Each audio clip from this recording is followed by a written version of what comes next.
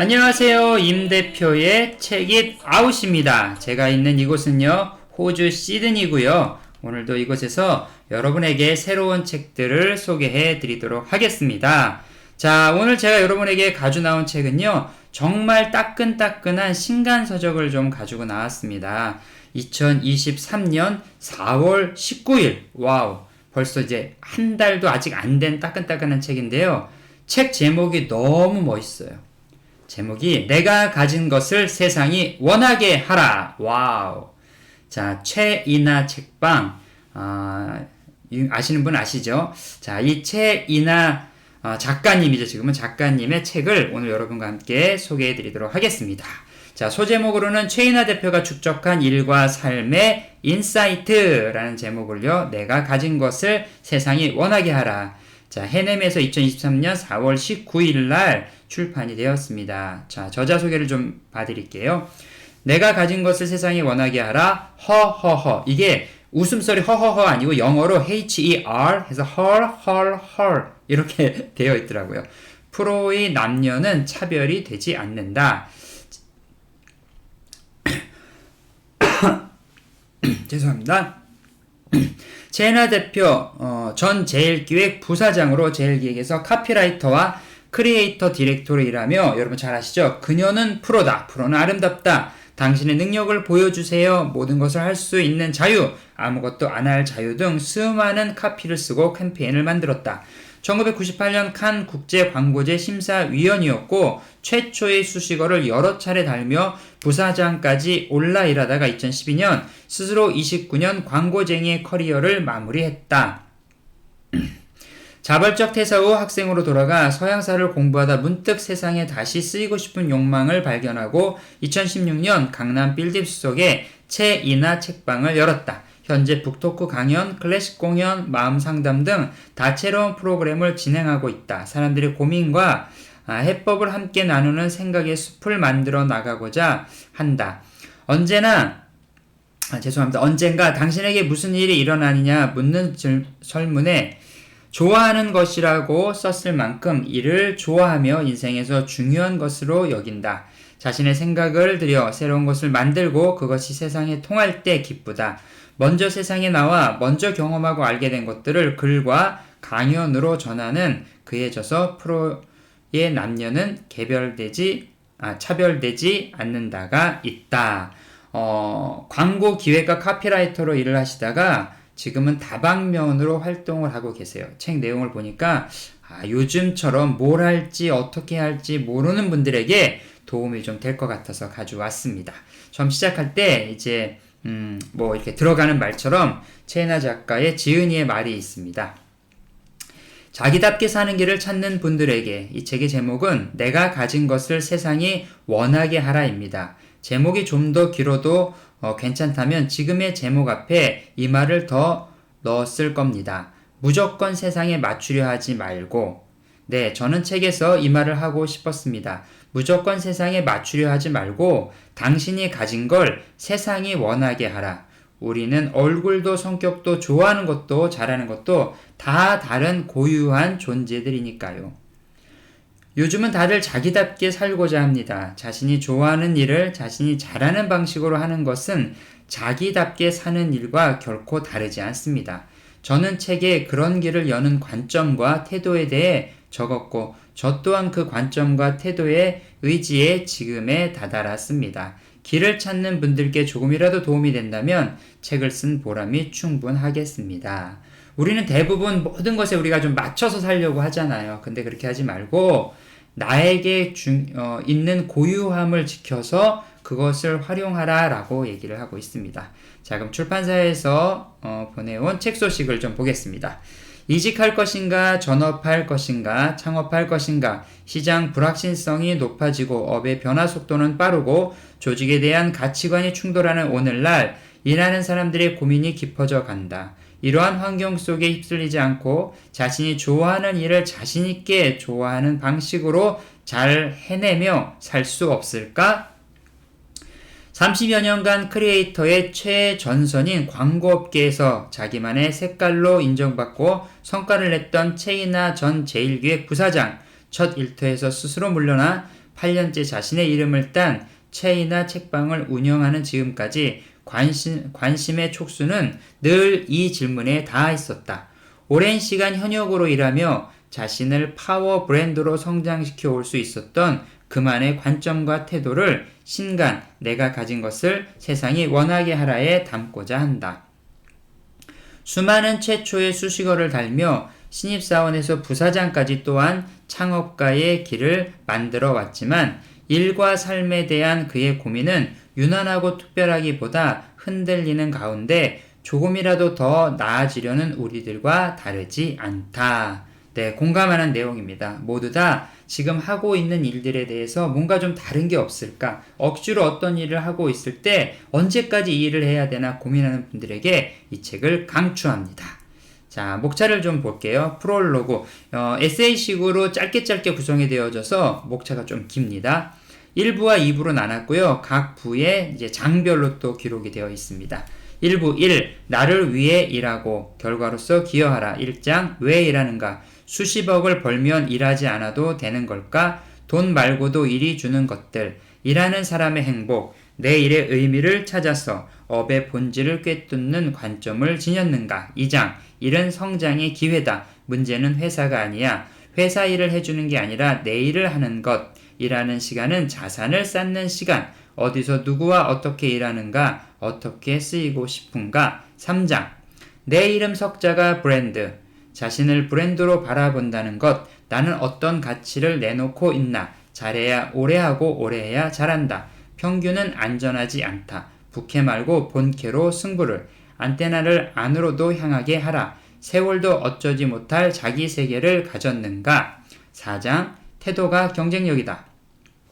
우리 안의 재능을 꽃피우는 원동력, 시간의 밀도, 생산성을 높이고 집중도를 올리고 혼자 있는 시간을 확보하기, 와라밸을 대하는 자세, 감수성 함께 일하기 위한 필수 능력, 그냥 했어요의 힘, 선배를 빼놓지 마세요. 우리는 환경에 대응할 힘이 있다. 자, 2부는요. 3 애쓰고 애쓴 시간은 이란 제목입니다. 내 안에 담는다. 5장 나에게 질문할 시간. 나부터 나를 존중하려면 시간과 노력은 재미의 세계로 들어가는 입장권. 적어도 사계절을 지켜봐야 알 수 있다. 대안 없음이 대안이 될 때 계속하게 하는 힘. 내 마음 나도 모를 때 일단 써보기. 자신에게 취하지 마라. 지름길에는 덫이 있다. 나는 전문가인가? 불확실성, 단단한 소수를 걸러내는 우주의 테스트. 자, 6장은요. 삶의 결정적 순간을 건너는 법.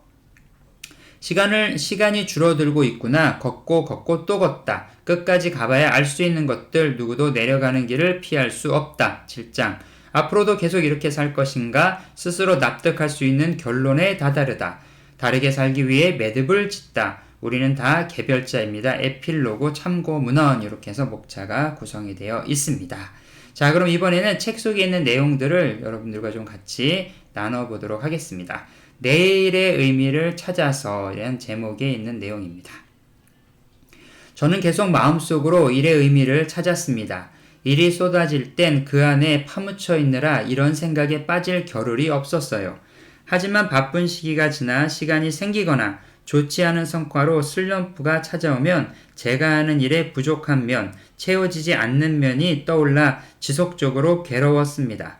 그럼에도 저를 칭찬하고 싶은 점은 고민을 멈추지 않았다는 겁니다. 바쁠 때 후순위로 밀어놓긴 했지만 저는 다시 그 자리로 돌아와 제 일의 의미를 묻고 또 물으며 파고들었습니다.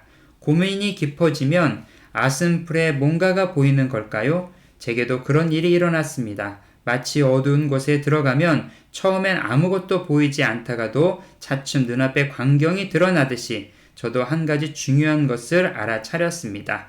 제게 이 일이 요구하는 소양이 꽤 있고 저와 꽤 잘 맞는 일이라는 것을. 네, 누구나 슬럼프가 찾아오고 어두운 터널을 지나게 될 때 한 번쯤 고민해 볼 필요가 있는 거죠. 그럼에도 불구하고 나는 이 일이 나에게 잘 맞는가? 그러니까 모든 일에 다 좋은 성과를 거둘 순 없는 것 같습니다.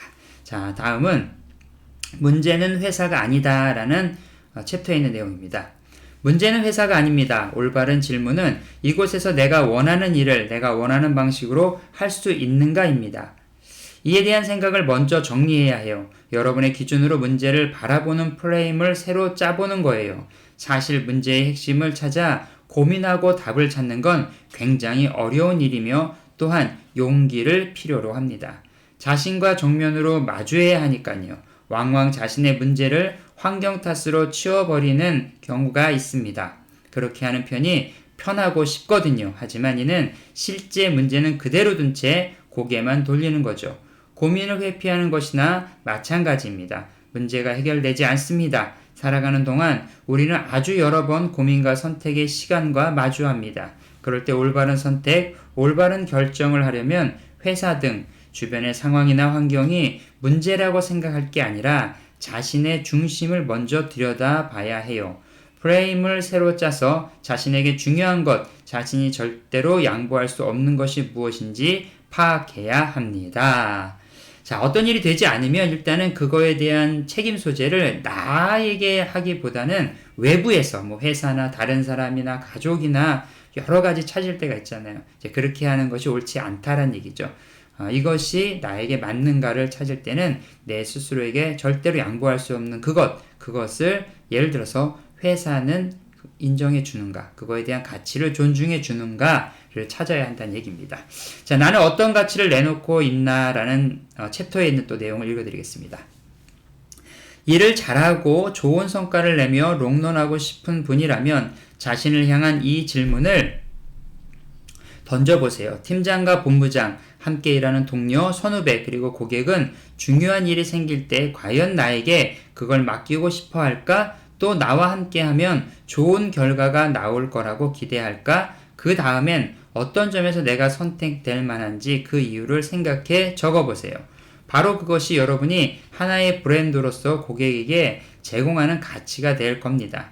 가치가 선명하고 경쟁력이 충분하면 그 길에서 계속 정진하면 됩니다. 그러나 그렇지 않다는 본인이 생각해도 자신에게 또렷한 가치가 있는 것 같지 않다면 그걸 지금부터 만들어야겠죠. 나의 가치는 아주 심플한 거죠. 누군가 나와 함께 일을 하고 싶어 한다. 같이 일에 동참하고 싶어 한다. 그러면 가치가 있다라는 겁니다. 자, 이번에는 평균은 안전하지 않다. 이 평균에 대한 요즘 이 말이 자주 나와요. 평균에 속지 말자 이런 얘기들 한번 읽어보겠습니다. 코모디티란 꼭 그것이라야 할 이유가 없어. 고객이 다른 것으로 바꿔 사도 될 만한 브랜드를 말합니다. 코모디티는 브랜드의 세계에서뿐 아니라 일하는 우리에게도 발생하는 문제입니다.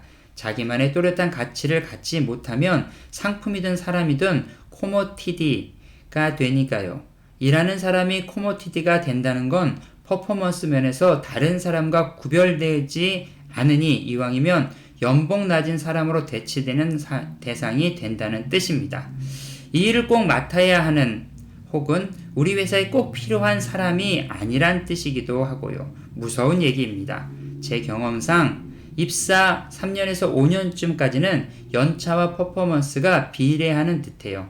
신입사원보다는 대리가 일을 잘하고 대리보다는 과장의 성과가 낮습니다. 하지만 그 후로는 계속 그렇진 않더군요. 부장보다 나은 과장, 과장보다 일 잘하는 대리가 나오기 시작합니다. 퍼포먼스가 연차에 비례하지 않는 겁니다. 네, 이거 아주 중요한 얘기죠. 네, 나를 다른 사람과 대체할 수 없을 만큼의 스스로의 능력을, 어빌리티를 길러야 된다는 거예요. 맞는 얘기죠. 똑같은 일을 하고 똑같은 제품이라면 싸고 연봉이 낮은 사람을 쓰는 건 자연적인 법칙입니다. 여러분 스스로 준비하셔야 돼요. 성장하셔야 합니다.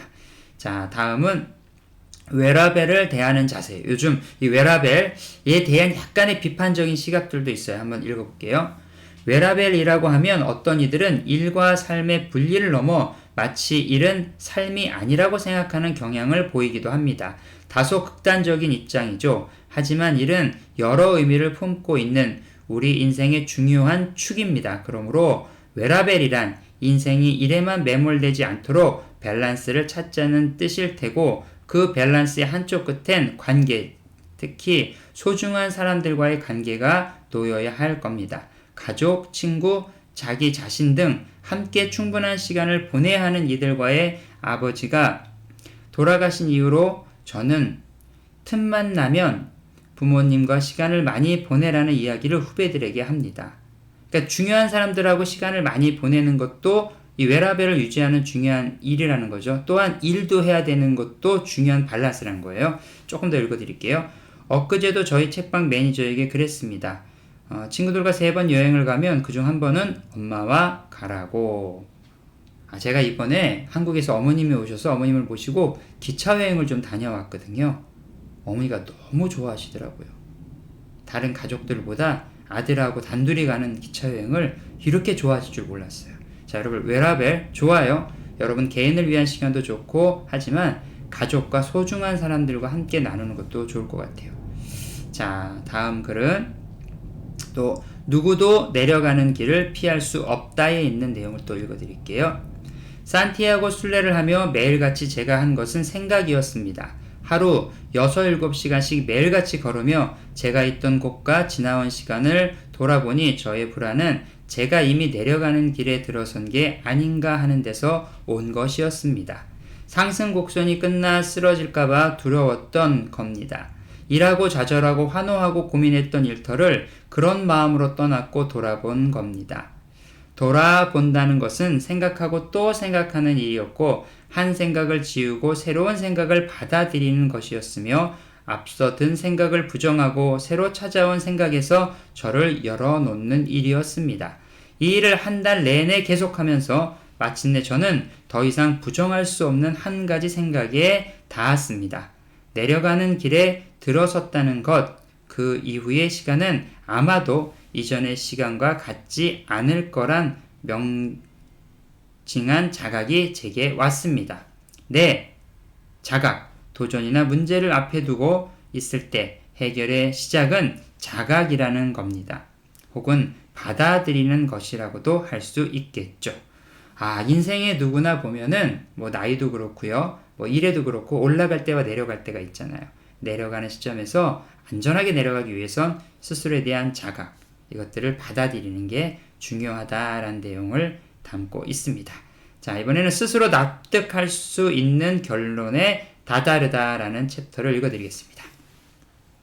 유불리를 넘어서 자신이 납득할 수 있는 결정을 하는데 필요한 것이 있습니다. 우선 시간, 그것도 혼자 있는 시간입니다. 혼자의 시간을 집중적으로 내어 문제에 몰두하는 겁니다. 생각하다 지우고 또 생각하다 또 지우면서 그런 끝에 드디어 스스로 납득할 수 있는 단단한 생각을 만납니다. 그 생각에 의지해 앞으로의 시간을 또 살아나가는 거죠. 물론 이렇게 한다고 해서 힘든 일이 없는 것은 아닙니다. 바다에 있는 한 파도는 늘 치듯이 우리가 인생을 사는 한 힘들고 어려운 일은 겪게 마련입니다. 하지만 긴 시간을 바쳐 도달한 어떤 생각, 단지 유리해서가 아니라 자신에게 중요한 거라는 확신 끝에 도달한 생각이 있으면 그럴 때 훨씬 덜 휩쓸리게 된다는 그만큼은 확실합니다.